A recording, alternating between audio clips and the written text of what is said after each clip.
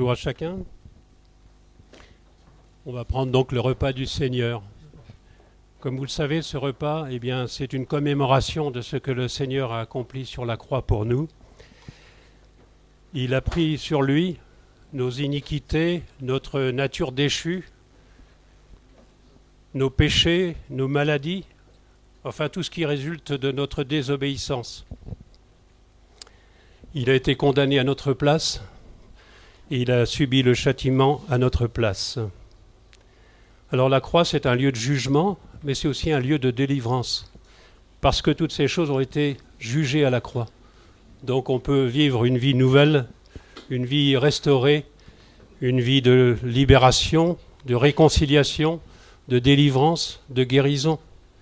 La croix, c'est aussi ça, un lieu de jugement et un lieu de délivrance. Un verset que vous connaissez, que j'aimerais rappeler, dans 1 Corinthiens 1, verset 18, « Car la prédication de la croix est une folie pour ceux qui périssent, mais pour nous qui sommes sauvés, elle est une puissance de Dieu. » L'homme qui n'a pas expérimenté la croix, il est un peu comme ce bâton. Vous voyez, il a une énergie propre qui est à l'intérieur de lui et il fonctionne avec cette énergie. Il résonne, il se déplace, il marche et il marche avec cette énergie-là. Il va peut-être aller à l'église, il sera un bon religieux, il va accepter l'idée que Jésus est mort pour ses péchés.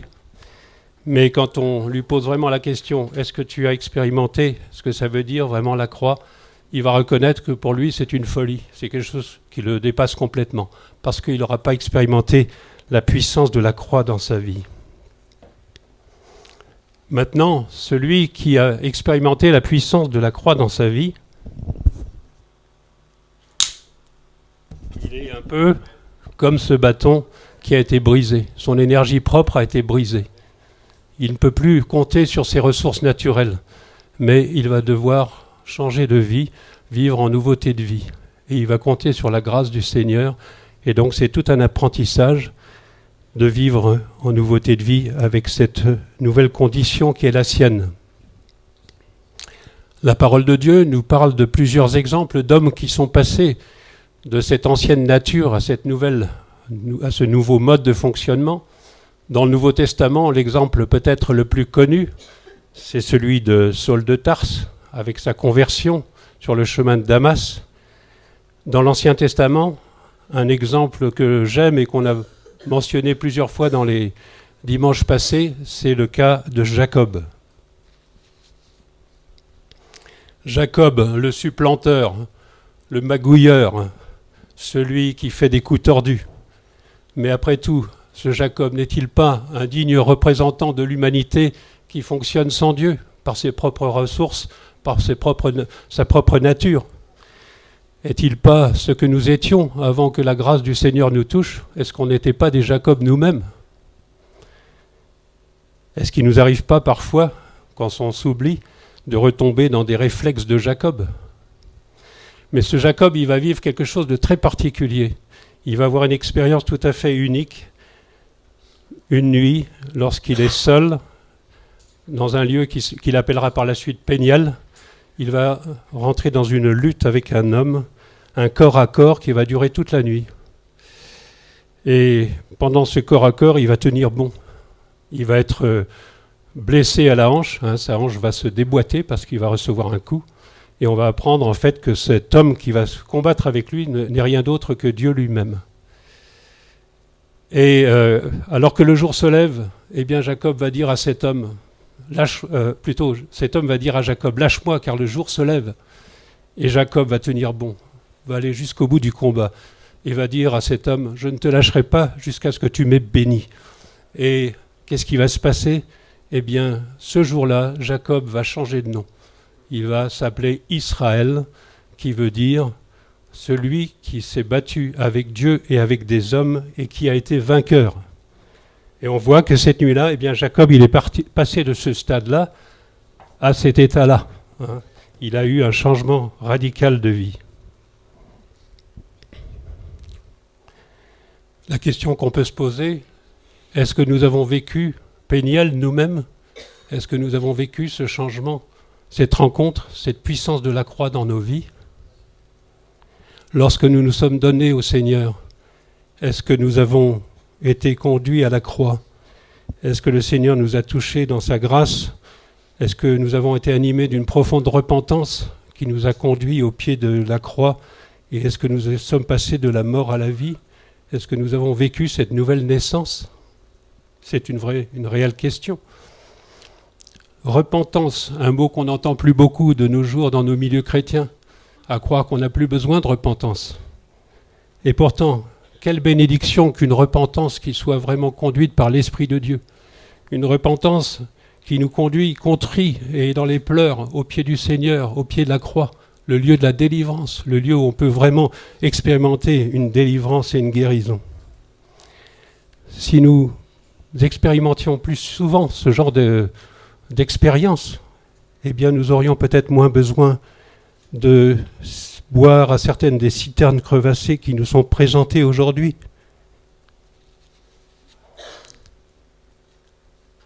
La croix, c'est un lieu de bénédiction aussi. Quand on a expérimenté la croix, la puissance de la croix dans notre vie, c'est un lieu de bénédiction. Enfin, la croix, c'est un chemin, c'est un mode de vie.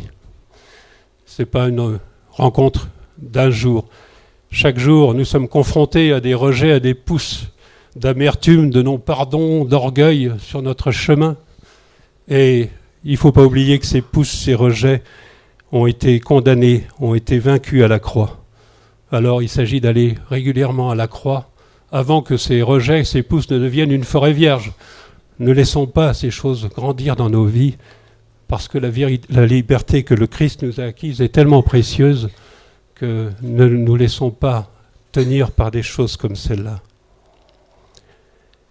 J'aimerais qu'on ferme les yeux quelques instants avant de prendre le repas du Seigneur et dire, Seigneur, peut-être toi tu as vécu Péniel, peut-être tu as combattu avec Dieu dans un combat de corps à corps, peut-être que tu as été jusqu'au bout de ce combat et tu as été béni, tu as reçu ce nom nouveau. Alors que nous allons prendre ce repas, pour toi c'est une occasion de louer le Seigneur et de lui dire merci pour ce qu'il a fait, pour la bénédiction que tu as reçue lors de cette rencontre. Cette rencontre, ce n'est pas toi qui l'avais choisie, elle était fortuite, c'était l'acte souverain de Dieu. Alors pour chacun d'entre nous, quand on a des occasions comme celle-là, il ne faut pas les rater. Il faut aller jusqu'au bout de ce combat. Maintenant, peut-être que tu as été à Péniel, mais tu as commencé le combat. Et lorsque Dieu t'a dit « Maintenant, laisse-moi, il faut que je m'en aille », tu as cessé le combat et tu n'as pas été jusqu'au bout. Et tu n'as pas reçu cette bénédiction et ce nom nouveau. Alors ne te décourage pas, mais tu peux dire ce matin encore au Seigneur, je t'attends à Péniel, je veux reprendre le combat. Et cette fois-ci, je veux aller jusqu'au bout avec toi. Maintenant, tu es peut-être comme Jacob. Pour toi, ce sont des choses, intellectuellement, tu comprends, tu acceptes, mais c'est des choses qui te dépassent complètement. Mais tu sens qu'il manque quelque chose dans ta vie et qu'il y a autre chose à vivre. Alors, c'est l'occasion ce matin de dire, Seigneur, je veux changer de nom, je veux devenir Israël, celui qui s'est battu avec Dieu et qui a eu cette bénédiction et qui est passé par ce combat et qui est sorti vainqueur de ce combat. Alors béni sois-tu, Seigneur. Merci de conduire ce repas, que chacun se sente libre d'exprimer ce qu'il a sur le cœur. Nous sommes en famille, nous sommes entre frères et sœurs. Vous pouvez louer le Seigneur, vous pouvez lui exprimer votre frustration ou votre désir d'aller plus loin. Sentez-vous libre de pouvoir parler au Seigneur afin qu'il puisse agir. Il n'a pas changé, il est toujours le même. Et il entend les prières de chacun d'entre nous. Amen.